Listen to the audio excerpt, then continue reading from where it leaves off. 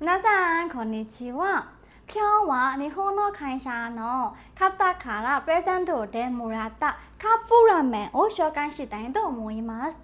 実は私は日本のラーメンが食べたことがありませんでした。今回は初めてです。今日紹介するのはこちらです。日清のもこたま中本辛味噌です。この日清は日本でとても有名な商品メールでのインスタントラーメンを作っています。この商品はコンビニでセブンイレブンで知っている人気な商品だそうです。ちなみにこのカップラーメンの値段を調べてみたら日本では259円だそうです。はい。မြန်မာのお金にすると43チャットから53チャットくらいあります。普段私が食べているインスタントラーメンは150円くらいなので調べると少し高いですね。辛い味噌ラーメンでパッケージを見るととても辛そうですね。မြန်မာにも辛い料理がたくさんありましたが、日本の辛さがどんな感じになるのでしょうか？私は辛いものが好きなので、どんな味かも楽しみです。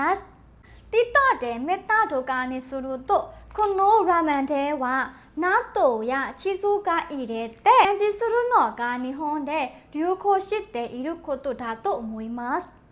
မြန်မာ人の私からラーメンで納豆ってびっくりしましたが、今回は初めてなのでそのまま食べてみます。さあ皆さん、それでは作りましょう。まずは蓋を半分開けます。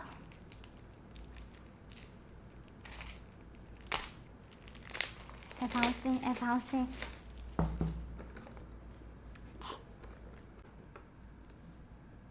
開けます。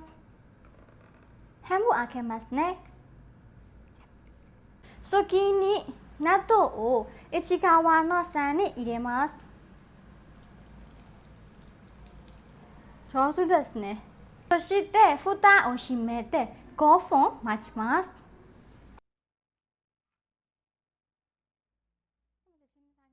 5分終わったらこれを引けて混ぜます。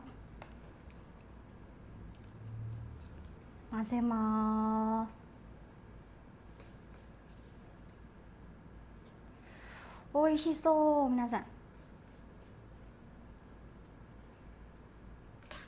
おりが来ました。いただきます。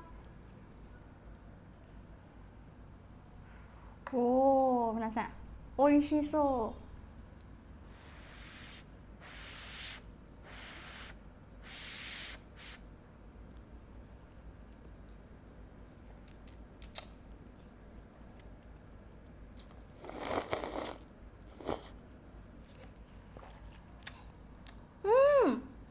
とっても美味しい、皆さん。美味しいです。はい。いいですか？とても美味しいです。辛いものを好きな人たちにがとてもおすすめです。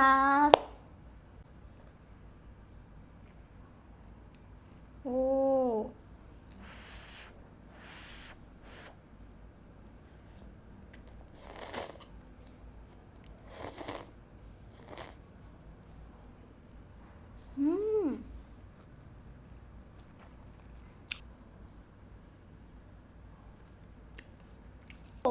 飲みます。